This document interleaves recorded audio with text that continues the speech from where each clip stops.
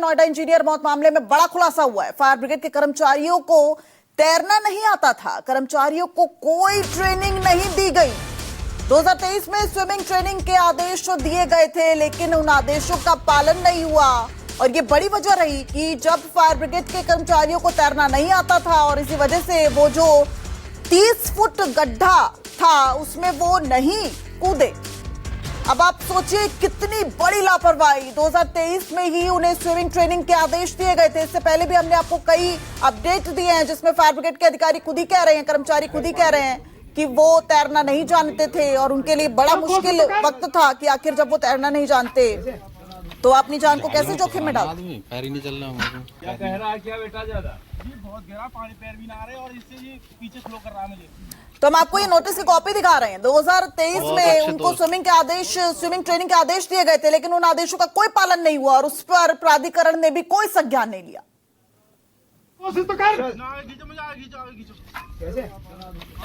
नोएडा के सेक्टर 150 के युवराज मेहता मौत मामले ने पूरे नोएडा की जो आपदा प्रबंधन है, जो डिजास्टर मैनेजमेंट है, उसकी पोल खोलकर रख दी है। बहुमंजिला इमारतों पे बसा ये नोएडा, जिसे हाईटेक शहर के नाम से जाना जाता है, अब कई सवालों के घेरे में आ गया है। दरअसल जिस डिजास्टर मैनेजमेंट को लेकर लगातार बैठकों का दौर होता है, मॉक ड्रिल्स आयोजित की जाती हैं, अब एक एक करके उसकी परत दर परत खुलनी शुरू हो गई है। एक आदेश जो है, एक नोटिस या कहें साल 2023 का सामने आया है, जिसमें दमकल विभाग को ये कहा गया है प्रशासन की तरफ से कि दमकल कर्मी जितने भी हैं वो 1 महीने के अंदर तैराकी सीख लें। और इस बात का जिक्र इसलिए भी यहाँ पर ज़रूरी है कि नोएडा में जो सेक्टर 150 में जो हादसा हुआ, उस हादसे के बाद जब युवराज मेहता को बचाया नहीं जा सका, तो इसके बाद दमकल विभाग पर इस तरह के सवाल उठ रहे थे कि आखिरकार उन्होंने तैर कर पानी में उतर कर क्यों युवराज मेहता की जान नहीं बचाई। तो दबे स्वरों में दमकल कर्मियों का ये भी कहना था कि उनमें से किसी को तैराकी नहीं आती थी। तो इसी से अपने आप में सवाल उठ रहे हैं कि शासन प्रशासन के आदेशों को लेकर, नोटिस को लेकर कितने गंभीर यहाँ के डिपार्टमेंट के लोग रहते हैं। इसी से पता चल रहा है। जो आदेश साल 2023 में दिया गया था कि महज 1 महीने के अंदर तमाम जो फायर कर्मी हैं उनको तैराकी सीखनी है, लेकिन ऐसा लगता नहीं कि उसका कहीं पालन हुआ। और दूसरा सबसे अहम जो है वो नोएडा फायर डिपार्टमेंट की पोल खोल रहा है, वो ये कि नोएडा में अगर मैं यहीं की तस्वीरों की बात करूँ तो मेरे पीछे जो आप इमारतें देख रहे हैं, कोई 20 मंजिला है, कोई 25 मंजिला है, कोई 30 मंजिला, कोई 40 मंजिला तक, अगर नोएडा की बात करें तो 40-40 मंजिला तक के यहाँ पर जो है हाई राइज टावर्स है। लेकिन जो फायर ब्रिगेड की गाड़ियाँ हैं, जो हाइड्रोलिक क्रेन्स हैं, वो 15 से 18 फ्लोर के बाद दम तोड़ देती हैं।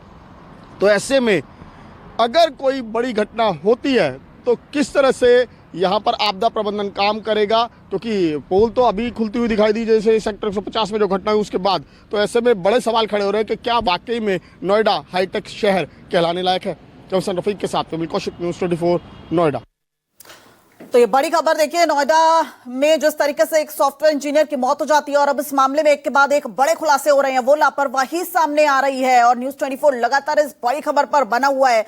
विमल कौशिक हमारे साथ ग्राउंड जीरो से जुड़ गए हैं। विमल, ये तो बहुत बड़ी लापरवाही है। सिस्टम के ये वो चेहरे, वो किरदार, इनके वो कारनामे जिनकी चुप्पी अभी तक चुभ रही थी।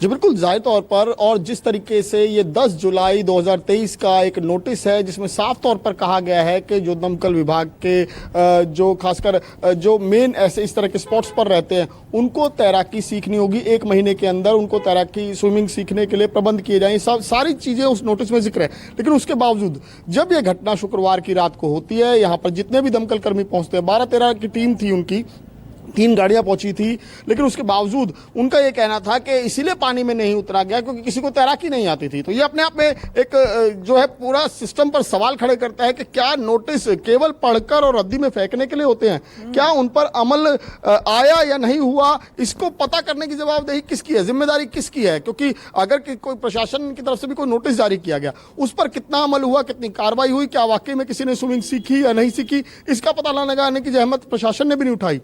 तो यानी कि हर तरफ सिर्फ खाना पूर्ति चल रही है। फायर ब्रिगेड की तरफ से वो नोटिस आया, उसने पढ़ा और उसके बाद ना उसको किसी ने गंभीरता से लिया और ना ही किसी ने ये पता लगाने की कोशिश की कि नोटिस पर अमल हुआ या नहीं हुआ। तो इसी का नतीजा है कि जो शुक्रवार को युवराज मेहता 2 घंटे तक जिंदगी मौत के बीच झूलता हुआ, उसके बाद जिंदगी की जंग हार गया।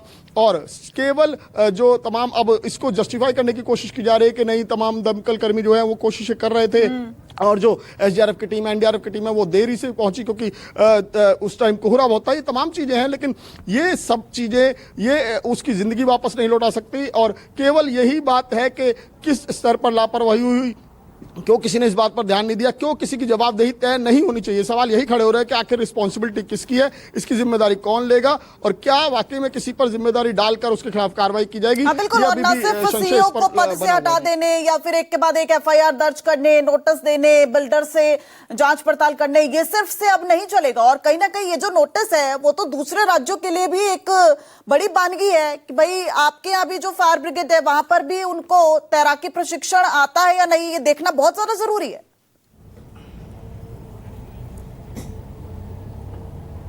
जी बिल्कुल, और शायद यही वजह है कि कल गुरुग्राम में रात को एक जो है पूरी मॉकड्रिल इसी तरीके की आयोजित की गई। वहां पर दिखाया गया रात में अगर कोई इस तरह से कॉल चलाएगी कि एक 12 साल का बच्चा है वो पानी में डूब रहा है, फंस गया है, तो उसके बाद रात के समय ये पूरी जो एक्सरसाइज की गई मॉकड्रिल। लेकिन सवाल यह है कि एक्सरसाइज तो नोएडा में भी बहुत हुई थी, मॉकड्रिल तो नोएडा में भी हर 2 महीने 6 महीने में आयोजित की जाती थी। पर मॉकड्रिल के बाद जब हकीकत हुई, जब रियल टाइम था काम करने का, तब तो कोई काम नहीं आया। तब तो 2 घंटे महज यहाँ पर खाना पूर्ति चलती रही, क्योंकि एक शख्स ने सीधे तौर पर आरोप लगाए कि पानी ठंडा था या फिर अंदर सरिये थे। इस डर की वजह से कोई उतरने को तैयार नहीं था। तो ये अपने आप में कई गंभीर सवाल खड़े करता है। बिल्कुल, कि मॉकड्रिल और रियलिटी में बनाए कितना रखिए फर्क है। नजर। विमल, आपके पास लौटेंगे। फिलहाल आपका इस पूरी अपडेट के लिए बहुत शुक्रिया। और देखिए प्रतिक्रियाएं भी इस पर पूरे मामले पर सामने आ रही है, क्योंकि राजनीतिक हलकों में भी ये मामला जो अब गंभीर होता जा रहा है।